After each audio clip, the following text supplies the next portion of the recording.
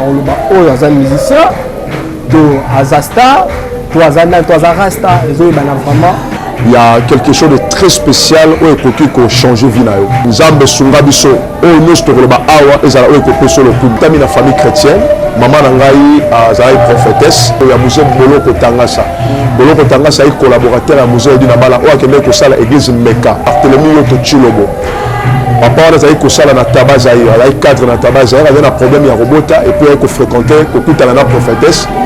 Et finalement, il a dit que quoi il s'amana prophétesse wana pour azama maman et tellement na botama na bassine prophétique si na liboso na botama ki na botami na misapi 6 na botami na mukwa musu na nzoto dimi et puis sexe ya batune bakata yango ngala kuta sexe na nga déjà bakata musée tambuluko kinyasi déjà vraiment on a surtout ali na ngo déjà race de champions. Nzambe ko so na ngai race de nini race de champions. Donc nous sommes église pentecôtiste race de champions. Aux musiciens aux artistes. Pourquoi on le dit que nous sommes musiciens? Parce que look n'a fait rigoler. Ils ont donné mon corps. Look ali par rapport il y a temps prophétique on a joué qui ça. Il n'a pas Nzambe que Gillette reporte mutu na ngai kaka mukona aussi sa prière wana. D'ailleurs c'est pas contre la Bible. C'est pas contre la Bible. C'est vrai, il le porte sur sa tête.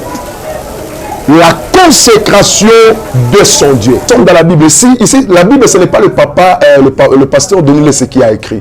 Nandimelaka, Église de Jésus-Christ, par son envoyé spécial, prophète Kimbangu. Si on a la piste, on a la piste, on a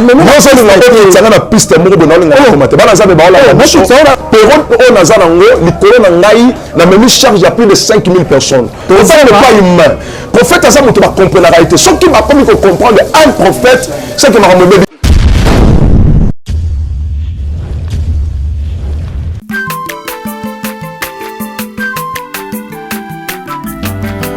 Mwana moto te po akosangai abongwani pete po awangana Nzambe ya le Nazarien le Nazarien le Nazarien le Nazarien bana kitoko koma mukundima atako babakolaki mafuta na musakoli lelo ya yobolingo bateli le Nazarien lipamboli oyo mona na katempeni mama kantelobi kolapye mapapu masope mafuta tokokesitana longo na Nzambe oyo mabenga na makomi. Voilà, chers amis fidèles internet, nous sommes toujours le bavard qu'on a vu sur la 4 chaîne les Nazariens TV, la 4 émission la vidéo Table Sainte, où ils ont présenté par votre humble serviteur Dadi Moukoye. J'étais toujours à vous remercier d'être branché sur votre chaîne les Nazariens TV. Je dis un grand merci. L'équipe de les Nazariens TV, on a vu mon maman Tiffany pour la confiance au PCA. Je dis un grand merci. L'équipe de les Nazariens TV, on a Yves Oazan sur ma caméra, pourquoi pas Alain Oazan la régime. Je dis un grand merci à Philomène Moukoye, monté ma business depuis Londres. Je dis un grand merci à Judith Yego depuis États-Unis. Je dis un grand merci à la base Mobima Impériale depuis Maroc. Merci vraiment pour l'invitation. La bino d'ici là, qui est déjà équipe de Mali Nazareth. Vous avez déjà dans Maroc, conseil la bino de ça. Je dis un grand merci à Bienvenue Biano Wakapina depuis Biano. Je suis dans le monde qui est Lelo Table Sainte dans la moko ya prophète ya moko na biso na kombo ya prophète majeur grâce yoto Chilobo ne tozali to par rapport ya nene faux pasteur faux prophète au babini na kata ba réseaux sociaux oui baté ya vrai bazar puis ya faux pe bazar puis tozana mais bozala curieux yo mona église ya zamba na liboso ya koleka na chaîne na biso on sait la mama Tiffany c'est ka zali tonga mona en loba o za musicien de Azasta toi Rasta et zo bana vraiment race na été mais tozana na kata émission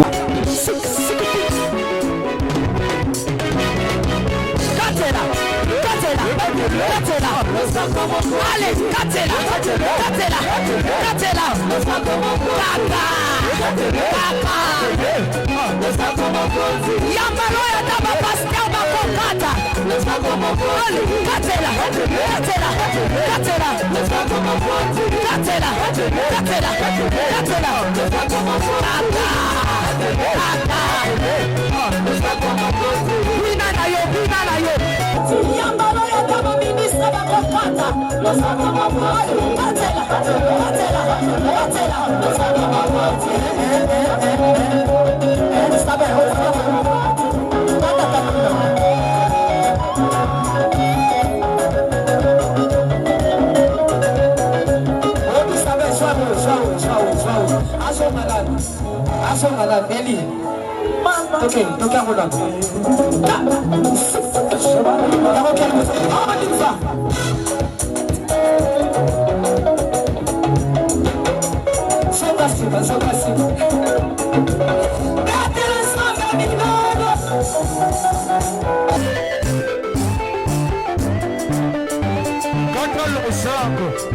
Nazokatela nzambe losako na se siko. Nazokata losako siko kuna. Nalingi nakatela nzambe losako. Losako awa. Aniva. Allez, katela. Allez, tozozonga siko, tozozonga. Tikela katela.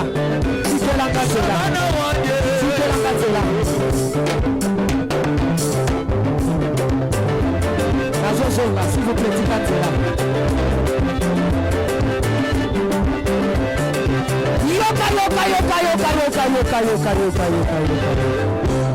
Olingi lipara, olingi kopota, olingi mosala, kona nini?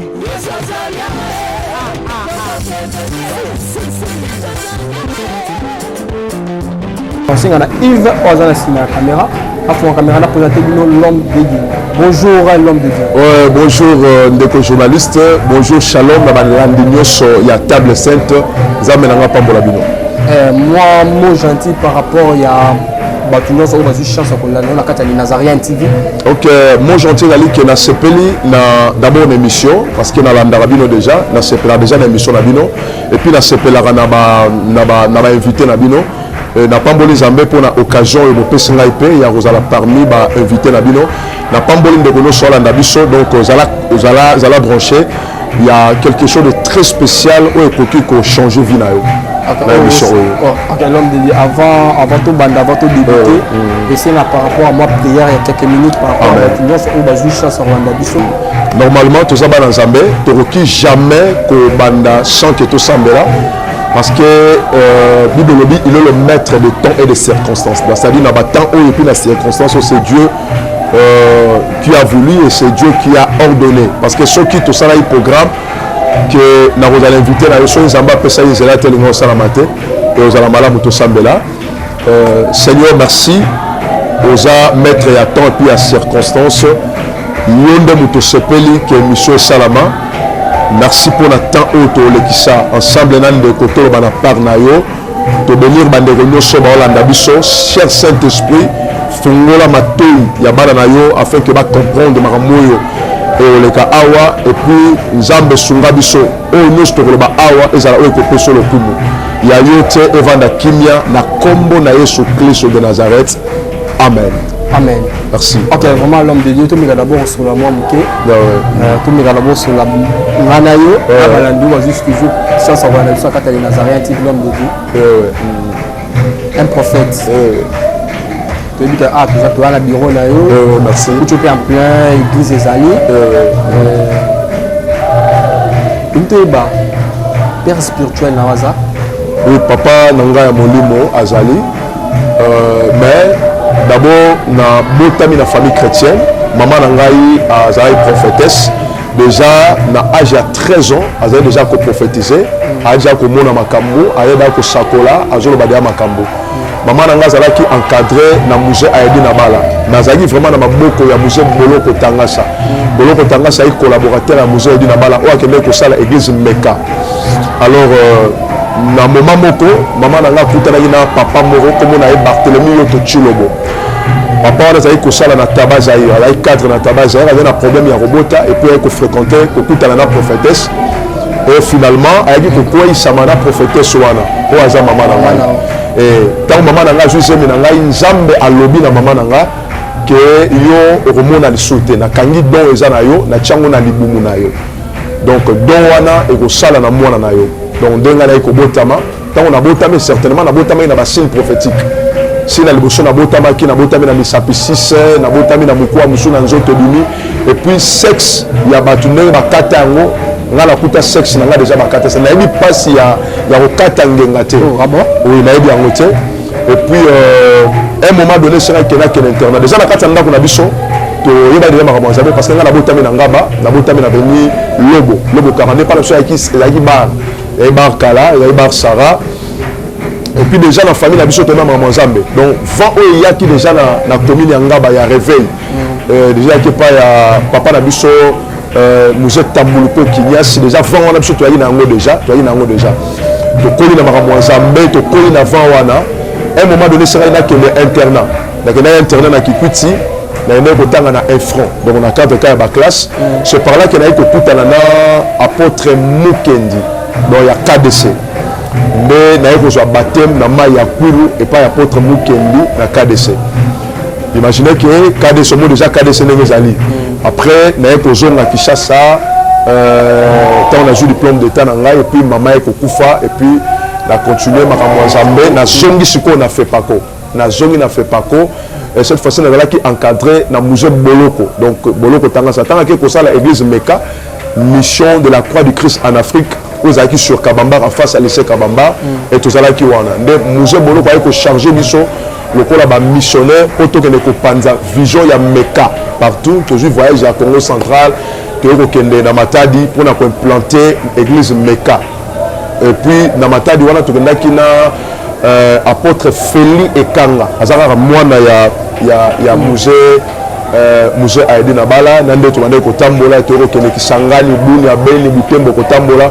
Et finalement, en 2002, tango guerre y'Angola et Sili, page côté en 2002, nous avons été solo en Angaï, na vision au Nazalelo, race des champions. Nous avons été solo en Angaï, race des champions. Donc nous sommes église pentecôtiste race des champions. Okay. Yeah. Nous avons été solo en Angaï, na race des champions. Maintenant, race des champions est banni en Congo. Race des champions est banni en Angola. Banni en Angola, tant on a commis en Angola. C'est par là que nous avons soit mais avant notre vision reste champion nous avons travaillé la vision ya mentor na ngai moko ya za na Katanga aza précisément na Kolwezi comme on a apôtre Paul Ferdinand ya Katanga église na Ezali ensemble du plein évangile nouveau temple de Jérusalem. Alors le Paul aza mentor abandé ko kochenga mingi na ba conseil na marambo belé tant on a bandi ko implanter première vision na na tchai kombo na ye. Et après beaucoup de réalités, nous avons dit que nous avons mentor na yo, mais yo vision na yo, ezali plein d'évangilité. Yo vision na yo, ezali race de champions. Donc nous sommes église pentecostale, race de champions. Église pentecôtiste, race de champions. Au Ebotami, na 2002, na Luanda.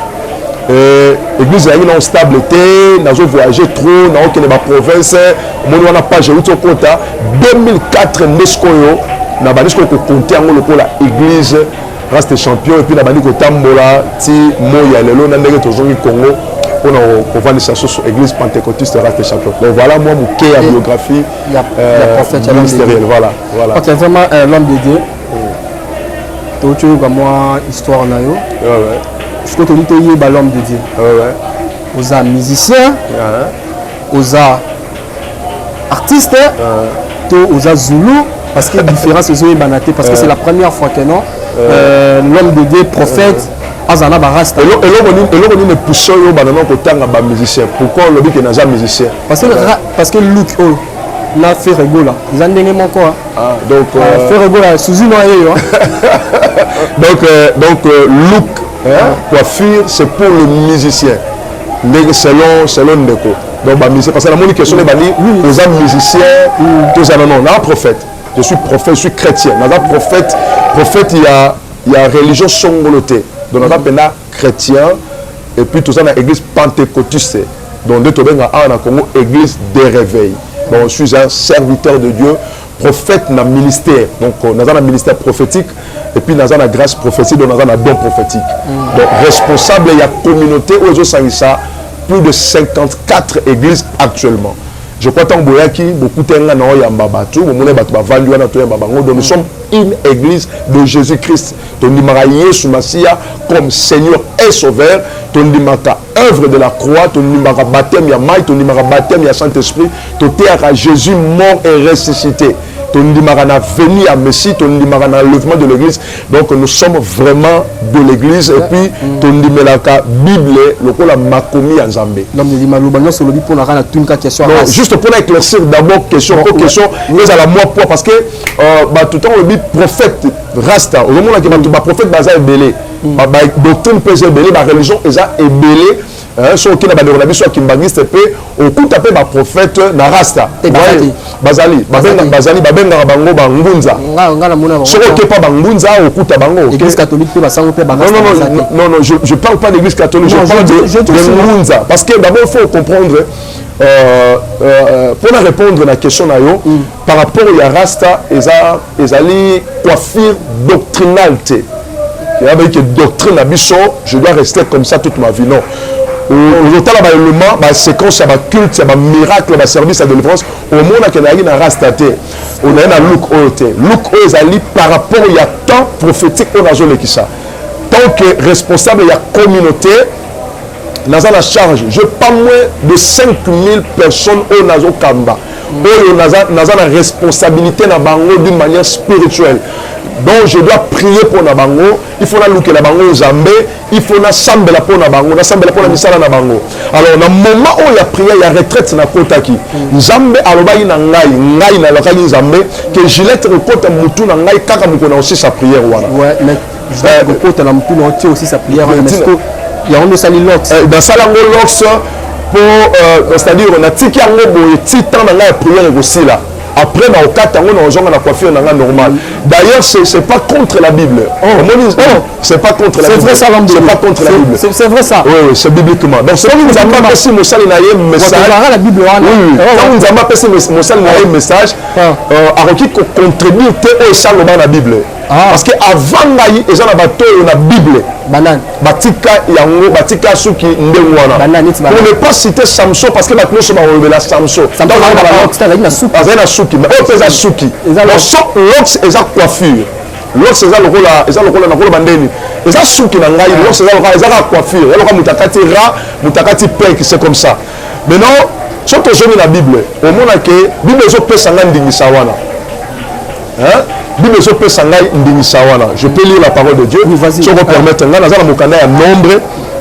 Nombre chapitre 6 à partir du verset 5 Nathalie Bible pendant tout le temps de son Nazaréen le rasoir ne passera point sur sa tête jusqu'à l'accomplissement des jours pour lesquels il s'est consacré à l'Éternel. Il sera saint, il laissera croître librement ses cheveux pendant tout le temps qu'il a voué à l'Éternel. Il ne s'approchera point d'une personne morte. Il ne se souillera point à la mort de son père, de sa mère, de son frère ou de sa soeur, car il le porte sur sa tête la consécration de son Dieu. Donc je porte sur ma tête la consécration de l'Éternel, mon Dieu. Mais on retient un Pierre. Un Pierre. Oui. Un Pierre chapitre 3. Il y a la question au réciter à nous. Oui. Au réciter le Bible. Voilà. Un Pierre, non? Un Pierre chapitre. Parce que moi j'ai ma Bible pour répondre à tes questions. Oui, moi aussi. Si vous devez aussi me poser des questions, vous devez avoir votre Bible aussi. Ou soit mais c'est comme ça va se passer. On appelle ce verset. Ok. On appelle 1 Pierre chapitre 3. Ok, je vais t'aider. Okay. Je vais t'aider en te lisant. Ok. 1 Pierre. Nazoui, Nasaleli, téléphone pour la mort rapide. Ok. Pas de problème. My God. On a dit 1 Pierre combien? 1 Pierre chapitre 3. Ok, 1 Pierre chapitre 3. Verset combien? Naza déjà? Verset 3 à 5. 1 Pierre chapitre 3, verset 3 à 5. Ayez-nous cette parure extérieure qui consiste dans le chevet tressé, les ornements d'or ou les habits qu'on rêvait. Oui. Ok. je suis là. Mais la pure intérieure a caché dans le cœur la pureté incorruptible. J'ai aimé déjà. Votre question a déjà la réponse sur le verset 4. Votre question a la réponse sur le verset 4. Bible dit la pure intérieure. Parce que l'homme de Dieu... est-ce que tu peux terminer avec votre question puis je vais vous répondre? Parce que moi je lis, la question n'a pas question dans un Pierre, on doit péquer ça. On doit péquer ça déjà, Souki. Un Pierre? Oui. Bah péquer Souki, bah lobby? Non, tu viens de lire là, non? Ouais, bah péquer Souki. L'habit de son corps au bandela. Bible lobby tressé. Tressé, oui. Cotonga. Cotonga, oui, voilà. Bible lobby tressé. C'est pas, j'ai pas tressé. Autorité. J'ai pas tressé. Bible lobby, non. Lorsque c'est, ils ont cotonga te. Cotonga Souki, ils ont le rôle là. Et puis, il y a le cotonga babilo kamatoi, cotonga Souki. Ici, la Bible parle de tressé. Mais moi, je viens te lire là où la Bible dit de laisser croître librement son cheveu. Il y a une différence. Cotonga Souki, na ko. Kotika Suki Ekola. Nana Tiki Suki. Nana Tony Suki. Certainement. Tu peux vérifier Nana Tiki Suki. Yo Kankote. Ça dit tresser avec mèche, des choses comme ça. Nana Tiki Suki Ekola de lobby. C'est ça. Et puis, il peut sa pasteur de mille sur raison. Non, ouais, tu peux s'appeler pasteur de mille sur raison. C'est raison que la RDC, prophète, il y a solo Azate. Tu as la raison, tu as ces raisons parce que la race a boué. Si on veut de nos autres, là déjà, la race. Non, le problème c'est quoi? Le problème c'est quoi? Nous sommes dans la Bible. Ici, la Bible, ce n'est pas le papa, le pasteur Denis Lessé qui a écrit. Bible est sacrée. Nous devons respecter la parole de Dieu. Ici, tu repères ça. Si on repère si nous raison, au sali péché. Vous devez donner la Bible raison. Il faut pas saluer le balsam des raisons. Mais on a raison de la mission de la casse. Alors, c'est Bible c'est un tatouage, pasteur. Bible, qu'est-ce que ça vous appelle un tatouage? J'ai trouvé des investissements bon bio. D'abord, on appelle ça histoire dans la nation de la colle chrétienne depuis âge à 7 ans. Mais tatouage peut être un tatouage. Non. Parce que c'est impossible dans la bilamba. Non, c'est-à-dire quoi? Il faut ça effort au poser question à Oyozomona. Parce que ceux qui ont monité, au tourner la question. Tout le monde a déjà rasta. Tout le monde a déjà rasta. Tout le monde a déjà différence. Non, rasta est un tatouage. Donc, si vous avez un rasta, il faut avoir un tatouage. Non. On peut ça, là, on peut ça, nous son le raison. Là, ça, le balsam de raison. Parce que le balsam est clair et puis les seuls hommes de Dieu, alors la vérité, l'internet, ça va rappeler, c'est. Alors, la vérité, c'est la parole de Dieu. Non, il y a même la piste, on a la piste. Il y a la piste, non, comme le pasteur de Niles. Polémique. On va transmettre un message. On va comprendre le sens. Il y a ce qui lié la consécration, la temps au Nazanango. Période au Nazanango, la même charge, il y a plus de 5000 personnes. Donc je prie pour eux. Ça veut dire je me suis sacrifié pour le peuple wana. C'est ça la ngai.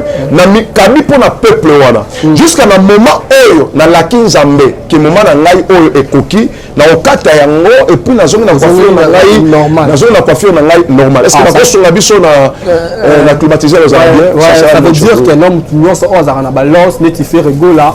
Je peux te dire que souvent alors on a la concentration. Non. D'abord il faut comprendre. Moi, je suis un serviteur de Dieu. Je suis un prophète de Dieu. C'est la première fois qu'on voit un prophète porter manachère dans la rasta. Tu vois? Donc, la première fois pour Nayo, et puis parce que je crois que même le verset au Tanguana, mon toit appelle ça que Yango, a la maîtrise na Yango. Mon toit oui, a la maîtrise na Yango parce que au moment qu'il appelle ça cas vexé, mais contenu. Il y a un message là lié, ils ont caché avec ce wana à expliquer yango. C'est-à-dire mon toit appelle ça cas vexé. Mais il y a la difficulté à expliquer biso interdiction, il y a souki nangai. Là souki nangai, na biso que zali lié na ba moment où on a traversé, zali moment ya prière.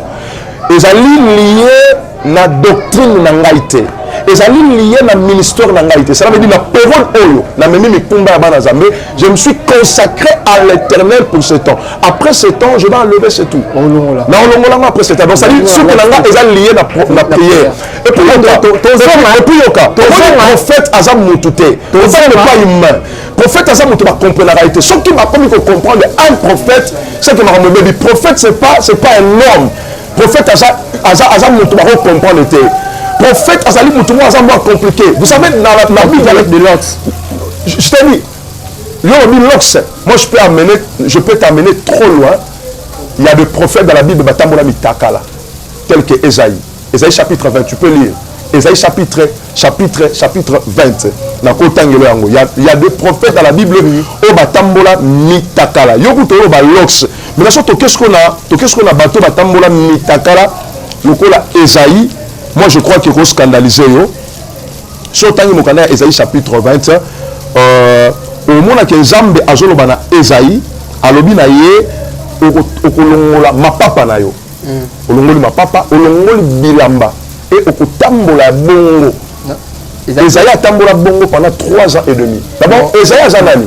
Esaïe c'est un grand prophète au Moutaro contredire. Le contexte est bon, c'est que ceux qui déjà comprennent qu'il y a contexte, avant de critiquer, il faut comprendre le contexte de l'homme d'idée. Je crois que tu as déjà la réponse. Non, on a critiqué. Le contexte, c'est nous avons à Tindeli Esaïe a tambola Moutakala. Mais à la même manière, on peut poser la question. Mais ceux qui comprennent, Esaïe comprendre. Parce que Aza Esaïe. Là, on comprend parce que je suis ton frère congolais. C'est là où il y a le problème.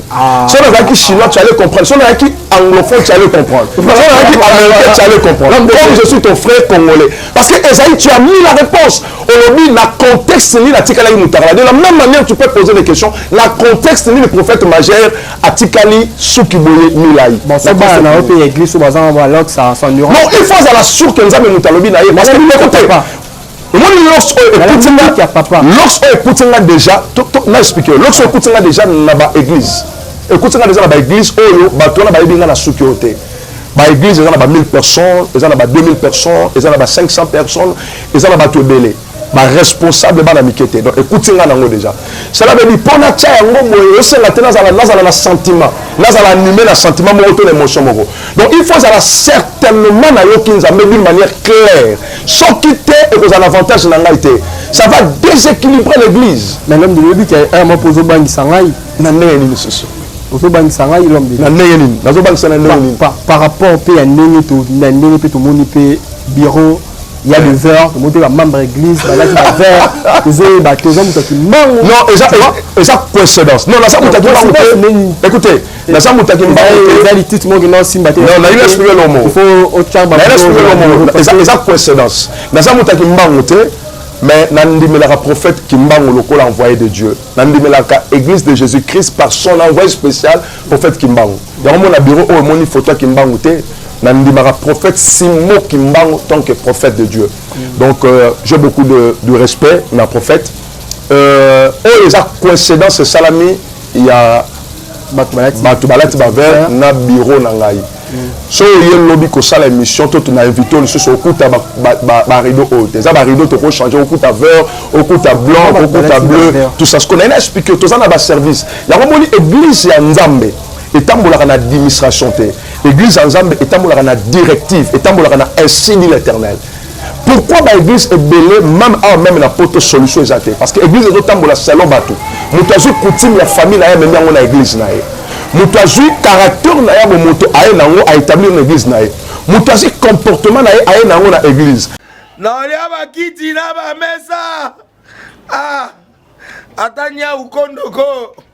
Namona yo. Chayo na mwamba. La minute on a 4 à katikata saga fufu. Oui. Allô Escoti, bonjour. Boni. Et l'autre côté, et puis qu'il y a mon bureau à travailler des micros. Donc dès que ça on a eu galère à niveau 0. Tout ça là boy. Moi il naza mbongo vraiment mingité. Mais nazo tchela bino moi mutio naza nango na agence mongo boy Nazareta. Sarita qui dit sérieux. Oh. Maman, comment est bon donc yo pesa au fouti mbongo kuna partir à poto biso to ya to jibilo. Na bengi ya Scotty. Agence moi ifungami comme nango Nazareth. nakufi agence lisusu nakesa su mulongo kuna mpona zela susu tuna eza mambo mulongo te ye esi afuti mbongo kuna partir a poto biso tozoke korécupérer biloko olia tika boyeko yiso mona makambo bongo na monde bato bapesi mbongo kuna bino boke récupérer biloko olia na agence ezalaka me yango ebandi mama leki na ngai yebisi ngai me nandimi te nalingi namona kimona mbeso mpo likambo boye na monde nani esalama te mama yebisa ngai bapesi mbongo kuna biso torécupérer biloko kolia awa ya solo boutique Nazareta ezali boutique oyo ezali ya distribution ya baproduits alimentaires tosali mpo tosunga bandeko oyo même baoyo baza na peu de ressources comme on peut bandeko nango baza na niveau ya Kinshasa même avec un petit rien. Donc à partir à $10, $15. Donc si on a un bon côté, nous devons nous apporter au sunkayo, à aux yeux de l'olia. Eh maman Nazareta nzamba pambola ya bakise mikole belé awa na sena mokili. Et bon awa tozawa poto yeba adresse awa. La boutique Nazareta est ici à Obungate, toza sur avenue Monkoto numéro 1, direction Elengesa. Face à face na église catholique Saint-Vincent. Ah, direction Elengesa, Monkoto numéro 1, à face de l'église catholique Saint-Vincent. Ah, Saint-Vincent d'école. Bon numéro de téléphone, vous en avez déjà vous en on a 3 numéros pour Paris, vous en un numéro pour la Suisse, vous en un numéro pour la Suède. Ah! Non. Nazareta. Nous allons la Congo Sili. Julia, ngana kangisa kia fufu. Ya modé, yo bandika na fufu. Oui, pour la Nazareta, dans un système en bimbi, dans Bongo Shingo. Bon, ok. Vous allez Silio. Ça c'est du sérieux. Ton moto a sangisi bato, lisanga ya bato, babandi kotambusa ye. Vous savez, erreur ya monene Aaron asala na Bible, ça koyoka bato. Bato basalisa ye vodo. Aaron asala ekeko na volonté na été. Parce que ayoka bato. Ba bise Moïse aoya le soute, salela biso ekeko. Erreur ya monene o mosala nzamba ko sala. Eza koyoka bato. Église etambolaka na directive. Nzamba yebi temps, ayebi moment, ayebi le comment, ayebi le pourquoi. Moment où tu es nzamba na biso c'était dimanche. Alors bi semaine où tu retambola na couleur verte. Et la semaine nous sommes qui na couleur parce que ce n'était pas hasard. Nzamba bimisi arc-en-ciel malati sango ba couleur. So ça qui hasard nzamba ngo bimisaka te loro monsieur ça sans couleur, to na couleur à nuage. Mais chaque couleur ça qui significatif yango nzamba établissa ki yango. Yango remarqué que au continue sur la couleur verte. Moment ya période où l'église ezo lekisa. Nzamba lobi to sambela et puis to parce que nzamba d'abord atambola na ba signe. C'est un dieu de signes. Azan nzamba ba signe, nzamba ba acte. Au monde même temps nzamba kutani na kaye, bi l'Éternel mis un signe sur kaye. C'est pour dire que Dieu c'est un dieu de signes. Nzamba ba trace, atambola na ba chiffre, na ba nombre, atambola na ba ton, atambola na ba signe, atambola na ba couleur. C'est un dieu de couleur. Même le tabernacle tant que ça on a pesa Moïse a mis rideau ya temple ya tabernacle et qu'on a la couleur haut qu'on a la couleur haut ils a la couleur haut donc cela veut dire que ceux qui ont qui péché l'Éternel lui-même n'allait pas dire à Moïse à établir la carte tabernacle la couleur et donc c'est impossible même temps où Salomon a ton temple c'est là qui n'a pas bisika haut et c'est là qui va rideau et rideau on a nzambe na pesa ni couleur na yango. Vous comprenez? Le problème de la couleur, et ça va péché dans ce côté entre Biro et Batubalati, mais ça péché. D'abord, couleur verte, oui, couleur verte symbolise l'espérance, la richesse et la stabilité. Vous comprenez? C'est le moment où nous avons qui s'en pour ça que le peuple nous a quota la stabilité, hein? À quota la croissance. Donc c'est comme ça. Voilà, vraiment, l'homme de Dieu vous a toujours branché, vous a toujours connecté dans la 4e table sainte. L'homme de Dieu, tellement le prophète Bénéa lui côté va comme na kati mboka na biso. Toyeba te. Wapi ya solo, wapi ya lokuta. Bible est moko za biso. Les yeux au fêlé, bon ça fait bateau fêlé. Mais lelo est comment le contraire avec le prophète ya mboka na biso. Comment au monde avant tout en pasteur faut asomba fiche. Nous on va comme teka, tout va comme teka parce finalement tous kende wapi, église ezo kende wapi. Merci Aux questions, vous êtes tellement bien. Avant de répondre, il faut comprendre d'abord qui est un prophète. Oui. Question, il y a les bosso, il faut comprendre les alliés. Qui est un prophète? Un prophète, c'est qui? Un prophète, c'est un messager, c'est un envoyé de Dieu. Azali lito yazambe, azali monoko yazambe. Azali moto oyo, nzambe a communiqué ka pensée na peuple. Donc si nzambe a likambo lingalo na peuple, n'est-ce pas? A bengi prophète, a tcheye maloba, a yebi sa peuple. Vous comprenez? Il y a une différence entre sacrificateur et un prophète. Un sacrificateur, c'est l'homme du peuple. Ailleurs dans le temple, avant de battre, verrier, batiki ba doléance na bango, ba problème na bango, et le sacrificateur a encore dans le temple à quelques plaidiers pour le peuple. Alors mon sacrificateur a bané ko sala la mingi, bambeka et puis le kola bambeka, il faut acha offrande ya parfum. Pour la nini, pour la offrande ya parfum, et ça quand la raison pour plaider pour monde de la Zambie. Vous comprenez? Maintenant, Nzambe a pu répondre pas directement et pas un prophète et pas sacrificateur pour avoir sa réponse. Sacrificateur a solo déjà dans Nzambe, a meurtri dans ma peuple pas Nzambe. Maintenant, l'Éternel va envoyer un prophète. Un prophète a pour apporter sa solution. Il y a vraiment un prophète abandonné pour a ainsi dit l'Éternel. Et l'obli Yahweh. Donc cela veut dire qu'il y a une réponse. Sotali Mokanda, il y a Deutéronome chapitre 18, le verset 18.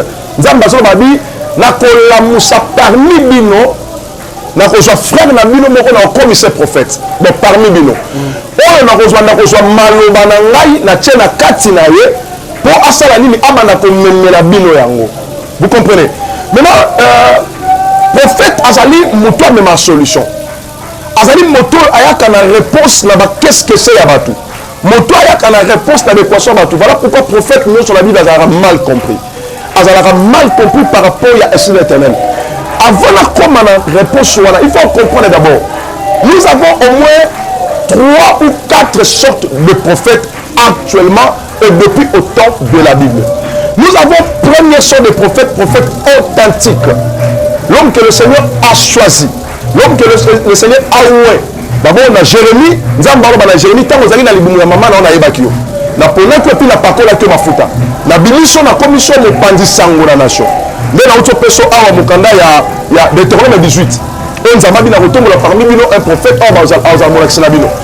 Un prophète authentique eza moto aluki nzambe te, nzambe moto aluki ye, nzambe abotoli ye, nzambe abrise ye, adepouye ye, nzambe azwi abandi kotambusa ye, alongoli même na kati ya famille na ye, abandi kosala na ye marche, abandi kotambusa ye po azala réponse, azala solution pour le peuple ya ba nation nyonso. Mais tu vois la deuxième sorte ya prophète, un prophète autoproclamé. Prophète autoproclamé Azanani, c'est là où il y a le problème. Azali Mosali ya Satanate, mais Azape Mosali ya Nzambete. Vous comprenez? Non, Aza, attends j'arrive. Aza Mosali ya Satanate, Azape Mosali ya Nzambete. Mais c'est un enfant de Dieu. Tout simplement, c'est un enfant de Dieu.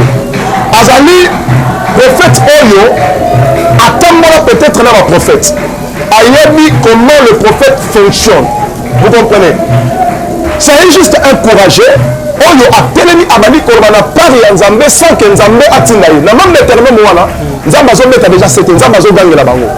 Alors moto nyonso akotelema alobana pari na ngana tindi ete mutwana na obeta ye.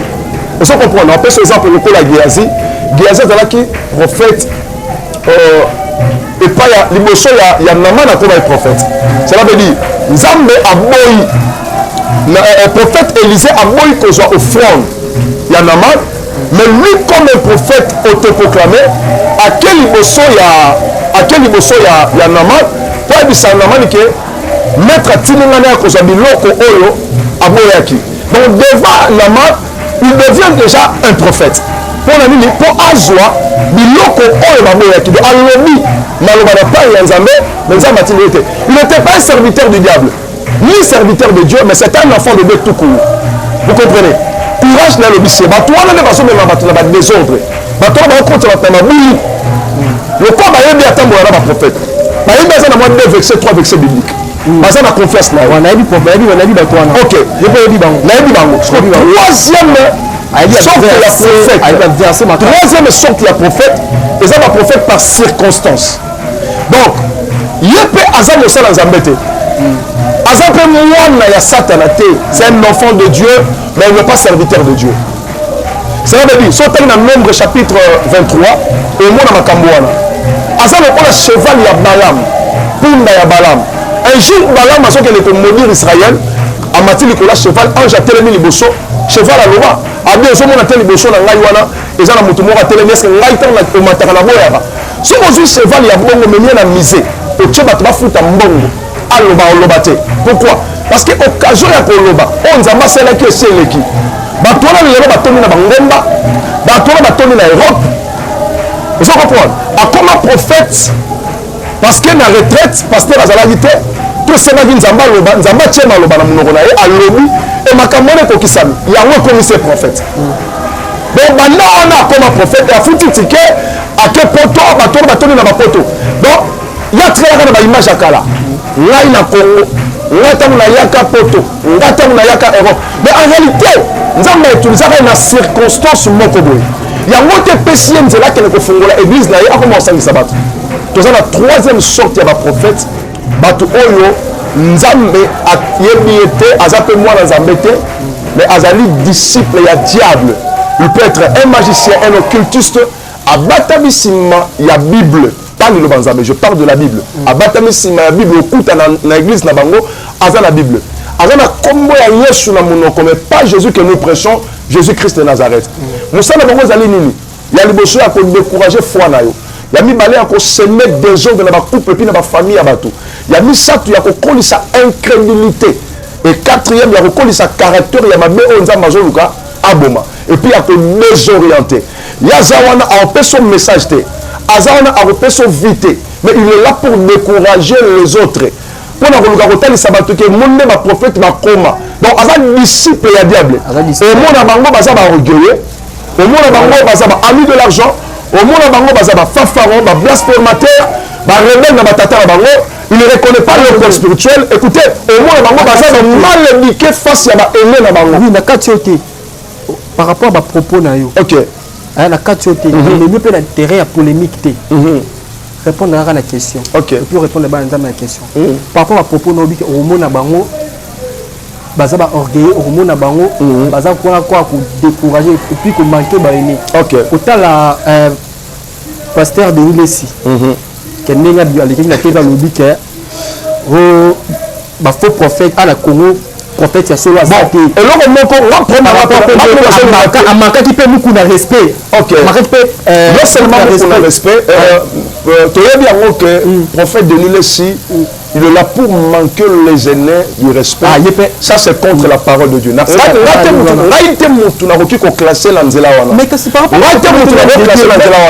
je déplore c'est quoi? C'est que tu as je déplore c'est quoi? Tes propos. Écoutez, vous savez Bana Nzambe ba comprendre déjà ma mnazolo. Mais et qui répond amoureusement pas la nat. Bana Nzambe ba comprendre. Il répond dans vous continuer. Problème c'est là na mambolo. Donc yondo lo bien. Yondo lo bien là nzé. Yondo lo parce que comprendre que Azaz cité na bato la faut le changa bon. Moi je suis journaliste, je suis du village. Mais là les enfants de Dieu sont en train de comprendre quelque chose. Écoutez, on dit ba aîné, ba ça sacré. On dit ba papa là ba ça sacré. Ba erreur na bango. Ba défaut na bango. La faiblesse na bango za pour servir biso leçon ezali te pour servir biso escalier pour tomata ba tout chakate na moto nzamba tambola na liboso quelque chose derrière na ye on moni Saoul David azaki na mama kokinyo so ya moto Saoul na se na boya ko simba Saoul parce que yete ndako za la occasion ko tia Saoul moto na se on moni aimé moto nyoso abani maka monza me liboso tambola na Nzambe ye moto la kiso ndeni fo yoka Nzambe ndeni fo sola na Nzambe au moins Samuel tanga na temple akuti Élie sacrificateur a commis déjà vieux akuti Élie a mon la souté miso comme faible et puis la voix de Dieu était rare à ce temps là dans mokanda 1 Samuel chapitre 1 Bible le Bible mukomuso Nzamba bengi Samuel abengi Élie te mais l'Éternel a appelé Samuel Samuel a yoki mayoki lokola papa na mutazo bengai papa na ni Élie Élie était déjà faible mayoki lokola appel nyonso ya Nzambe ebimaka na mongongo ya aîné ebimaka na mongongo ya papa quand Dieu t'a appelé il faut yoka voix n'est-ce pas? Il y a Mouto à Yaki Liboso na yo. Et puis tant Samuel a Kekuna, alors tu m'as appelé. Elia a dit c'est la bengi ote kene kolala. Première fois, deuxième fois, pour la troisième fois, Eli a la qui si elle bengi ni bandimaka. Alors il y a mbala oyo choki a bengi au Roloba, mais voici parle car ton serviteur écoute. Batona batambo na Nzambe papa, ba l'espérance na Nzambe. Yem ta relation de ni rotambo na Nzambe. Et non pour son badji, pour qu'elle n'a pas tout, pour ton anaku, pour ça la boye, et puis sur occasion, il y a un manqué bango. Dans la vie à Batouana, de plus ils ont manqué bango, plus ils ont koya. De plus ils ont manqué bango, plus ils ont linda, et Batouana ils ont manqué bango, de plus ils ont koya. Et puis ils ont le moulongo, ils ont le moulongo, ils ont le sacerdoce, ils ont comme trop musique, trop théâtre. Trop polémique. Ah, de ça la théâtre. Oh là là.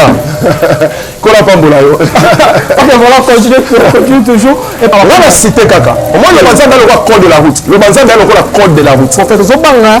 Non, non, Zobanga. Zobanga nani. Zobanga. Non, Zobanga nani parce que là, sur la déjà dans Zambie. Parce que le roi sur la Zambie, non, ça serait de dire, mon problème c'est quoi? La limite natanga bakomba bato aisika na otanga Yesu. Le roi na otanga Yesu. Comme je cite déjà Jésus, c'est par rapport à tes propos aux hommes, ben ça peut par rapport à maman aux hommes. Le banzambe ça le la corde de la route. Cela veut dire ce qu'on a sens cynique, au milieu on appelle qu'on a sens cynique. Place à ma piéton, ce qu'on télémité, au moins on a déjà qu'il a salaire. Donc là on a check code de la route na messa na tableau mutu nyonso on comprendre que awa ba tie H cela veut dire hôpital ba carte on a raté. Awa ba tel ba raté parce que zali pona ba handicapé. Na lingi na répondre na chiter maman la question tout na ki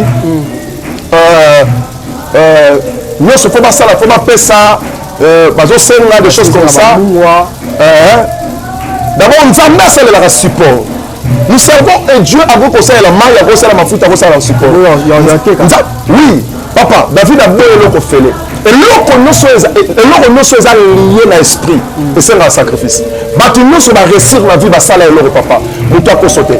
Soit ta bonne batu, soit ta sola, soit ta paix sans Zambé. Et on dit qu'on pêche. Oui, non, pour y avoir passé ça. On va dire à la moulin. Oui, ça veut dire quoi? Mais mon problème c'est quoi? Mon problème est aboyé. La ligne d'abord comprendre. Toujours la salle et la moua tout côté comme moua. Ko salle la mais avant il faut appeler ça quelque chose. OK, donc c'est surtout répondre d'abord ko salle ni ko baboyé, ce n'est pas un péché. Et ça m'a bêté, ceux qui ont salle la moua tout salle la mafuta té au tikali, muto passer la ngo asale la ngo. Parce que tout son demande nzamba ko big sayo simple na liloba, na lo sambo, tout son dit m'appelle nzamba ko big sayo, n'est-ce pas? Na nzela ya mai mafuta to moua, tout son dit manaye. Ça c'est un. De deux, ceux qui m'appellent sur en haut, c'est bien. Mais ceux qui peuvent m'attaquer lui en haut, je ne vois pas là où il y a le péché. Ma monité place c'est les soumous. Pourquoi? Parce que l'autre nous sont liés dans l'esprit. Et c'est la gratuité. D'abord, Dieu ne facilite pas les jambes. Nous avons facilité la battuté. Ce qu'on dit, c'est que nous avons facilité au coup de Dieu te demandera toujours de faire ce qui est difficile. Et lui fera ce qui est impossible. Nous avons routine au salaire difficile. Comme ça, il y a à salaire là impossible. Si on lit Bible, on est facile, ils sont gratuits, ils ont fait nous avons basé en athée. Nous avons routine au salaire.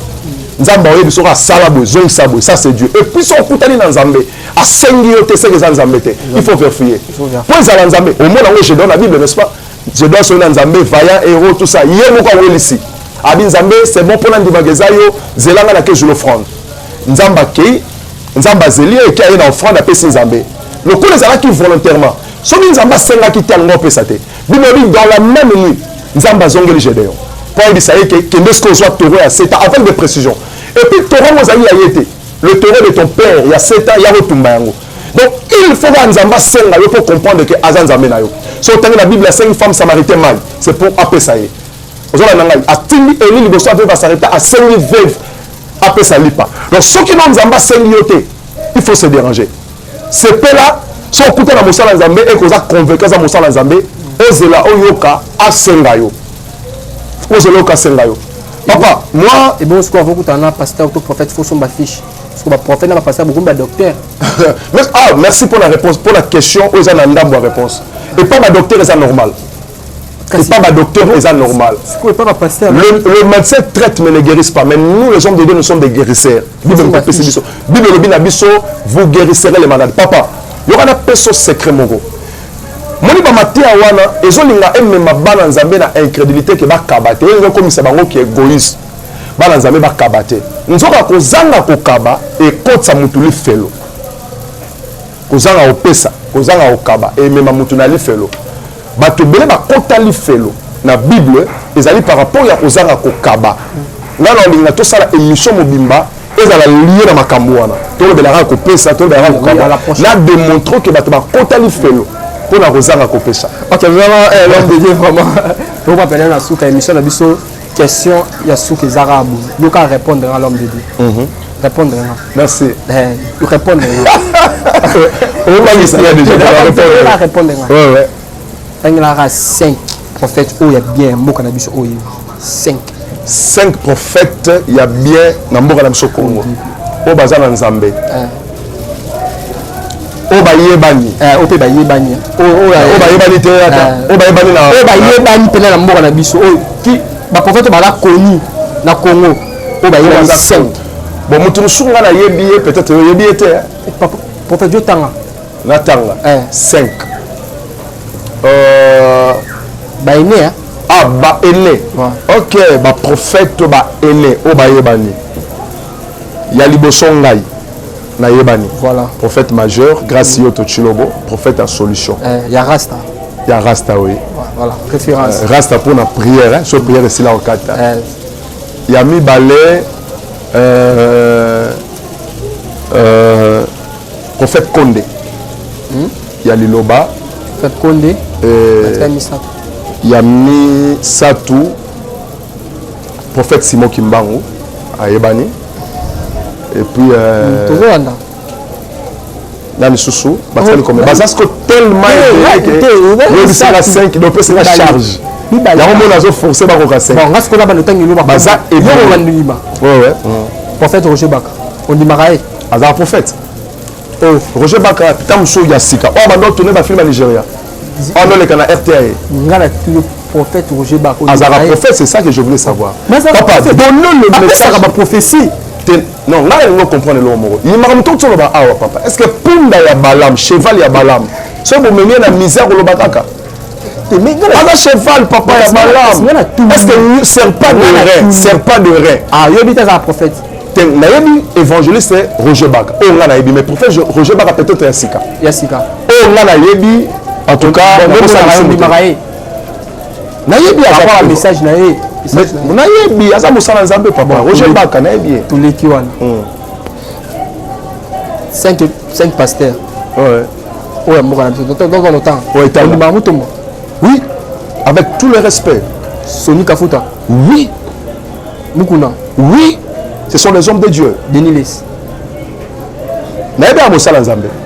Ok, voilà. Nous sommes arrivés à la fin de notre émission. C'était votre MD serviteur d'Adimou Koya, l'homme de Dieu, le bassou est cause d'Anine et puis. Le bassou Kaezali qui est. Vous appelez numéro contact, nous sommes pour ça pour contact. Le bassou Kaezali qui est. Nzamba na batunaye na mukilo.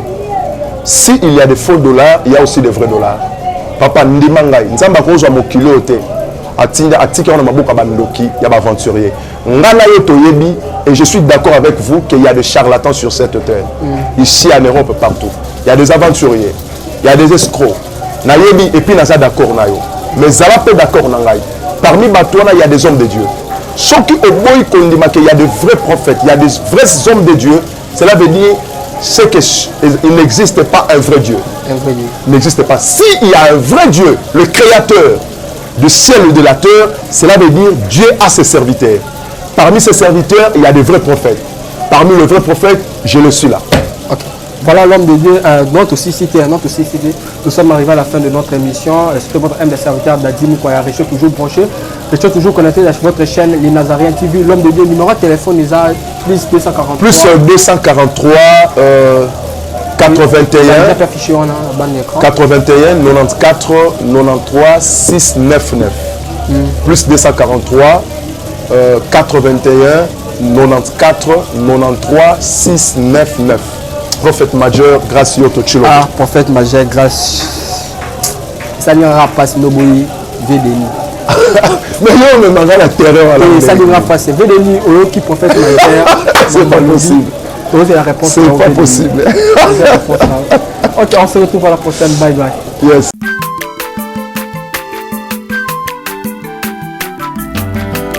Mwana moto te po akosangai abongwani pete po awangata nzambe ya le nazarien le nazarien le nazarien le nazarien bana kitoko koma mokondima atako babakolaki mafuta na mosakolima lelo ya yo bolingo ebateli le nazarien lipamboli oyo emonanaka te mpeni mama kandelobi kolapye mapapu masopi mafuta tokokisikana elongo na nzambe oyo babenga na makomi